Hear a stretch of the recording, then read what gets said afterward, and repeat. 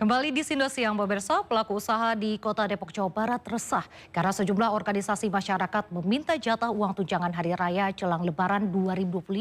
Ormas tersebut meminta THR dengan mengirimkan surat ke pelaku usaha.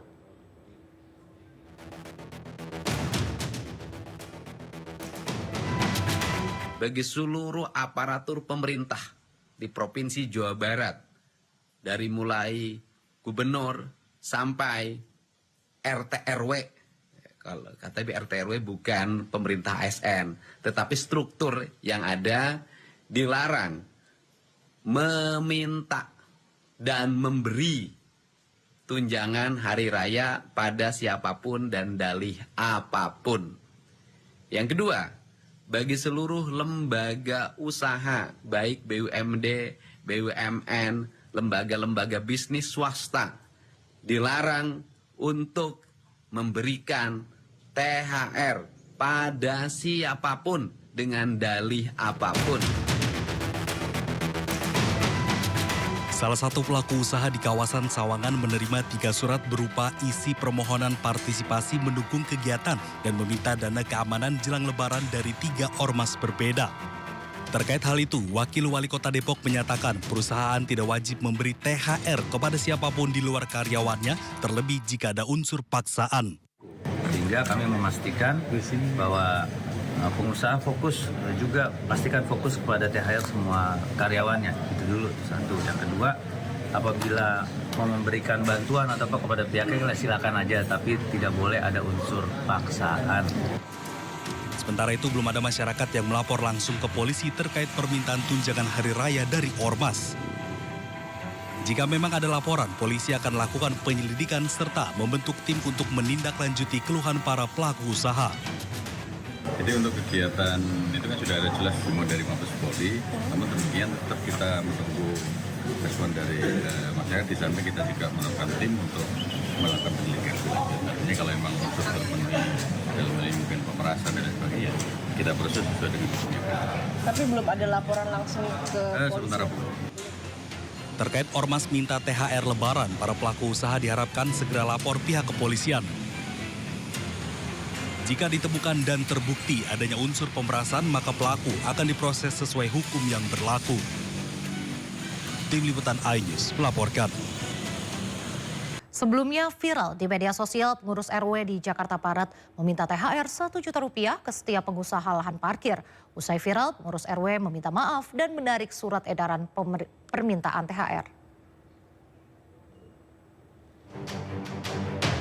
Surat edaran yang diduga dikeluarkan oleh pengurus salah satu RW di Jembatan 5 Jakarta Barat viral di media sosial.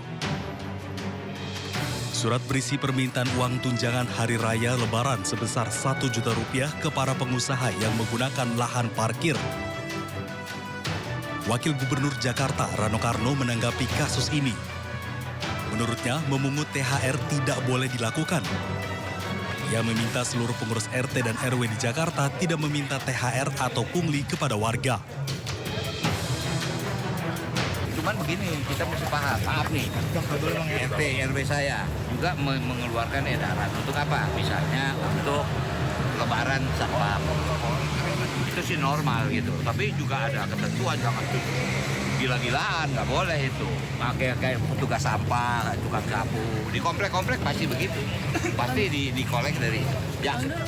Usai viral, pengurus RW yang meminta THR meminta maaf dan menarik surat edaran. Tim Liputan iNews melaporkan.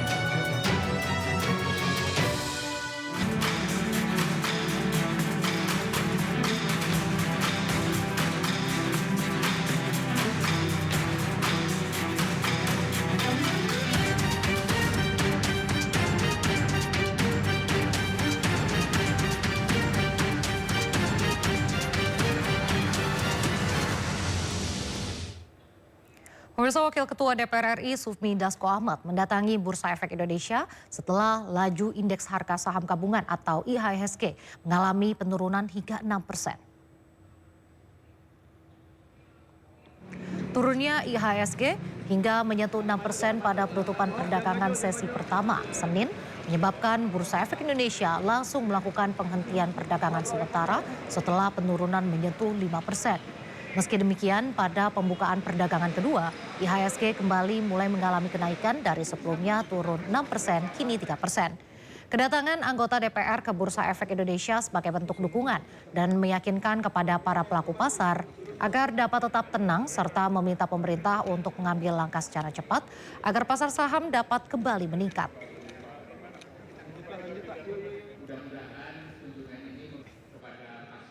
Rekan-rekan media sekalian, jadi menyikapi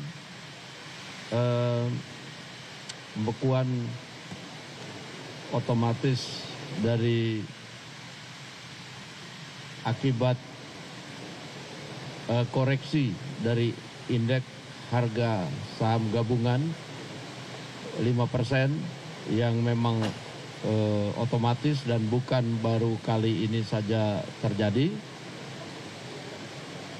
Dan sudah pernah pada waktu COVID dan lain-lain, kami pada hari ini melakukan kunjungan untuk support dan meyakinkan kepada pasar untuk tetap tenang. Bahwa kemudian kami akan mendukung pemerintah untuk hadir dan mengambil langkah-langkah yang dianggap perlu dalam tempo yang cepat-cepatnya untuk mengembalikan pasar supaya stabil. Pemerintah merespon koreksi dalam IHSG dengan memastikan pengelolaan APBN dilakukan secara kredibel guna mendukung kepercayaan investor. Menteri Keuangan juga memastikan jalannya APBN transparan hingga dapat mendorong transparansi yang kuat dari emiten BUMN maupun swasta. Indeks harga saham gabungan atau IHSG sempat anjlok hingga 6% pada sesi pertama hari Selasa 18 Maret 2025. Merespons negatifnya pasar saham domestik, Menteri Keuangan Sri Mulyani menjelaskan bahwa saat ini fundamental ekonomi domestik masih stabil. Menteri Keuangan memastikan kepercayaan investor surat berharga negara dapat terjaga sekalipun IHSG sempat goyah. Selain itu, Sri Mulyani menyebut saat ini penerimaan pajak terus membaik di mana penerimaan bruto APBN tumbuh 6,6% pada Maret 2025. Selain menjelaskan masih kuatnya fundamental ekonomi dalam negeri, Menteri Keuangan Sri Mulyani juga memastikan pengelolaan APBN dilakukan secara kredibel dan transparan. Untuk itu, pemerintah menghimbau emiten BUMN maupun swasta tetap mengedepankan transparansi kepada calon investor. Tegaskan saya mengelola APBN dan bersama-sama dengan tim Kementerian Keuangan terus menjaga keuangan negara. Kami ada di sini, kami bertanggung jawab, kami terus menjaga keuangan negara sebagai instrumen yang sungguh luar biasa penting bagi pencapaian tujuan-tujuan pembangunan yang sudah disampaikan oleh Presiden Prabowo dan juga di dalam menjaga kepercayaan masyarakat. Itu tanggung jawab dan tugas kami. Kami tetap berdiri teguh untuk bekerja fokus mengelola APBN. Itu ya. Dengan neraca perdagangan yang positif di tengah cerita yang saya sampaikan waktu minggu lalu ya, dunia itu lagi gunjang. Semua negara sedang membuat barrier atau halangan untuk trade dengan menaikkan tarif. Kemudian banyak membuat lembaga-lembaga internasional membuat prediksi ekonomi melemah. Di tengah hal tersebut, naiknya tarif yang sangat tinggi, proyeksi perlemahan, Indonesia masih mampu menjaga trade surplus 58 bulan secara berturut-turut. Bahkan angka Februari lebih tinggi year on year sebesar 2,28 billion mencapai 3,12 miliar. Sebelumnya PT Bursa Efek Indonesia telah menginformasikan bahwa pada Selasa 18 Maret 2025 telah terjadi pembekuan sementara perdagangan atau trading hold sistem perdagangan di PT Bursa Efek Indonesia pada pukul 11:19 waktu Jakarta.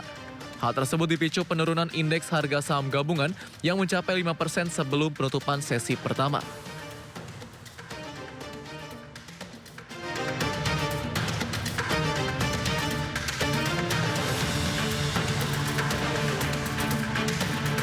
Pemirsa, permintaan kebutuhan uang tunai di masyarakat saat momen Ramadan dan Idul Fitri biasanya selalu meningkat. Namun demikian, jumlah uang layak edar yang disiapkan Bank Indonesia kali ini justru menurun dibandingkan tahun 2024. Momen bulan suci Ramadan dan Hari Raya Idul Fitri biasanya selalu menjadi salah satu pendorong aktivitas ekonomi masyarakat dan dunia usaha secara nasional. Sebab sudah menjadi tradisi saat Ramadan dan Idul Fitri, masyarakat akan mengeluarkan uang lebih banyak dibandingkan hari biasa, baik untuk memenuhi kebutuhan pangan, pakaian, hingga wisata. Dan untuk memenuhi kebutuhan penukaran uang rupiah pada momen Ramadan dan Idul Fitri tahun ini, Bank Indonesia telah menyiapkan uang layak edar sebesar 180,9 triliun rupiah. Namun demikian, jumlah tersebut justru menurun dibandingkan tahun 2024 lalu, yang tercatat sebesar 197,6 triliun rupiah. Sementara itu, Kementerian Perhubungan memprediksi jumlah masyarakat yang akan melakukan perjalanan selama momen mudik lebaran tahun ini mencapai 146,48 juta orang. Jumlah pemudik tahun ini juga tercatat mengalami penurunan sekitar 24% dibandingkan tahun lalu, yang mencapai 193,6 juta orang. Di sisi lain, dari jumlah ratusan juta jiwa tersebut, Kemenhub juga memprediksi akan ada 33,71 juta orang atau 23% dari pemudik yang akan menggunakan mobil pribadi.